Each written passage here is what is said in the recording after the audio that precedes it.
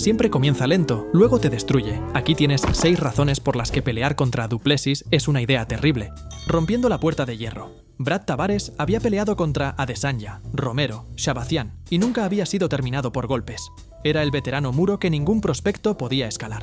Pero du Plessis no intentó escalarlo. Lo rompió, torpe, imparable e imposible de frenar. Déjame llevarte de vuelta al UFC 276. Du Plessis vs Brad Tavares. Era una cartelera cargada. Adesanya vs Cannonier, Volkanovski vs Holloway 3. La típica noche en la que las luces de Las Vegas no se apagan en los casinos. La multitud afuera del T-Mobile Arena estaba eléctrica, vibrante, con fanáticos con camisetas de McGregor y cinturones falsos colgando de sus hombros, mientras que adentro el aire se sentía más denso con tensión y tequila. El strip estaba vivo, pero algo aún más ruidoso estaba a punto de estallar dentro de la jaula. Y cuando sonó la campana inicial, du Plessis parecía que no pertenecía allí. Sus entradas eran desordenadas. Su guardia caía después de cada combinación. Empezó a respirar por la boca a los 90 segundos. Los comentaristas cuestionaban su ritmo. Los fanáticos en línea lo llamaron hora de amateur, pero debajo de la torpeza algo más estaba pasando. Tavares, limpio, eficiente, compuesto, comenzó a retroceder. Su jab falló más de lo que aterrizó. Cada intento de salir del círculo se encontraba con presión. Y du Plessis, a pesar de la torpeza, simplemente seguía viniendo. Sus golpes no eran bonitos, pero estaban aterrizando. Su control en el clinch no era tradicional, pero era brutal. Rodillazos, codazos, presión, repetición, todo entregado a un ritmo que no disminuía. Para el tercer round, el rostro de Tavares ya contaba la historia.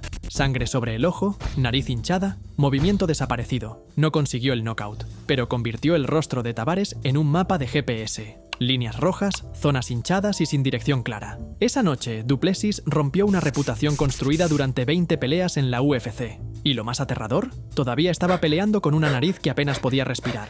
Se rieron de su estilo.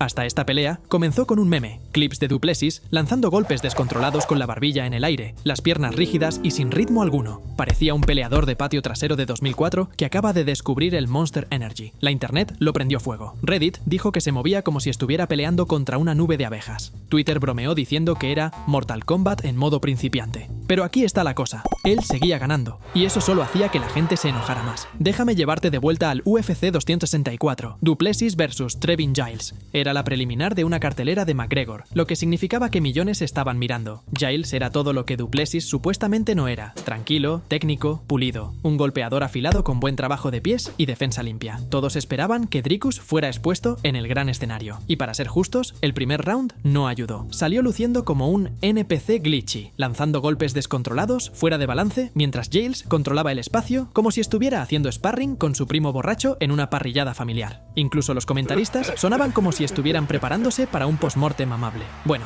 fue un buen viaje para du Plessis. Y luego, en el segundo round, sucedió. Una derecha, de la nada. Giles se congeló, luego colapsó, cara al suelo, luces apagadas. Así de simple. La multitud se quedó en silencio. Las personas que se reían de él de repente no tenían nada que decir, porque esto no era técnica limpia, no era nítido ni de manual, era algo más peligroso, era impredecible, y eso lo hace casi imposible de preparar. Y lo siguiente no fue un knockout, solo un hombre dándose cuenta lentamente de que ya no quería estar allí. La noche en que rompió mentalmente a una estrella de la UFC no se ve a menudo, un peleador rindiéndose ante algo más profundo que el dolor. Pero esa noche Darren Till no solo fue derrotado, parecía terminado. Déjame llevarte de vuelta al UFC 282, du Plessis vs Darren Till. Desde el principio, du Plessis peleó como un hombre con un plazo límite. Presión salvaje, derribos, caos en el clinch. No dejó que Till respirara, y lo peor, no le permitió pensar. El plan de juego era simple: romper el ritmo, romper al hombre. Till intentó mantenerse compuesto, pero cada intercambio lo desgastaba.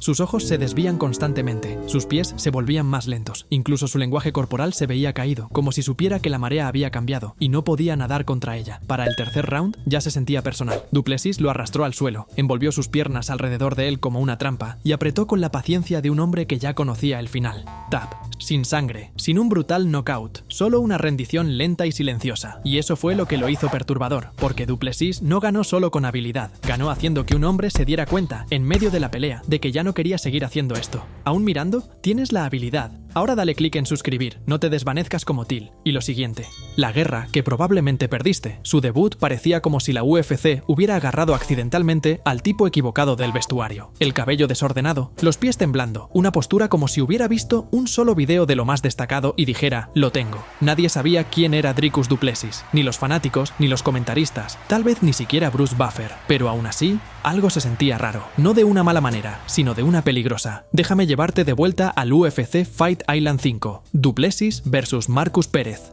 Pérez era un rompecabezas raro, llamativo, poco ortodoxo, y el tipo de persona que llega a la ceremonia de pesaje vestido como el Joker. Nadie esperaba una actuación limpia aquí. ¿Y Du Plessis? Él entregó exactamente eso, no limpio. Su postura parecía como si la hubiera aprendido de un anuncio de YouTube que comienza con: hermano, no necesitas un entrenador. Los primeros segundos fueron puro caos. Dricus se sobreextendió, lanzó golpes descontrolados, resbaló en el lienzo, pensarías que estabas haciendo sombra con Crocs, pero luego, de la nada, desató una derecha corta que borró a Marcus Pérez de la existencia. El KO fue limpio, pero fue todo lo que lo rodeó lo que te hizo detenerte y pensar. Estaba respirando por la boca después de 30 segundos. Su trabajo de pies parecía el de alguien tratando de bailar y pelear al mismo tiempo, y sin embargo, el golpe aterrizó. Y no cualquier golpe, estaba colocado, cronometrado, decisivo. Ahí fue cuando surgió la primera señal de alerta, la buena, la que dice: espera, ¿este tipo es mejor de lo que parece?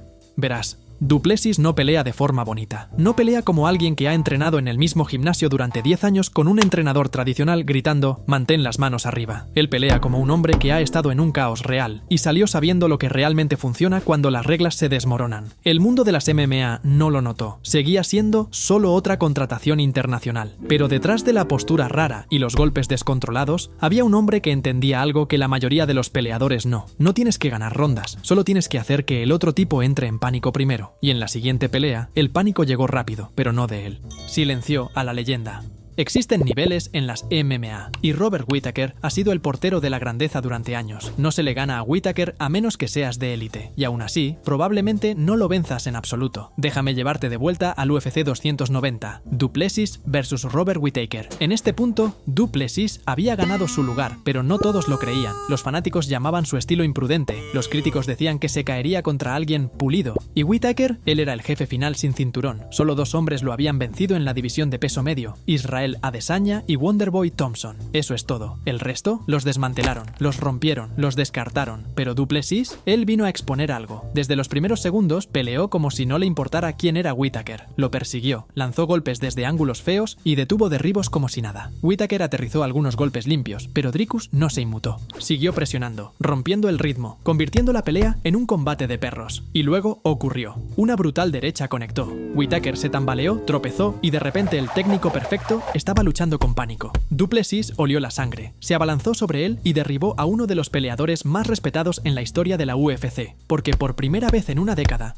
Robert Whittaker parecía estar fuera de su nivel, y cuando el árbitro detuvo la pelea, el mundo de las MMA no solo miró a Du Plessis de manera diferente, entraron en pánico. Lo siguiente, la rivalidad que rompió internet, Sudáfrica versus Nigeria, la guerra que nadie esperaba, pero que todos tuvieron que ver.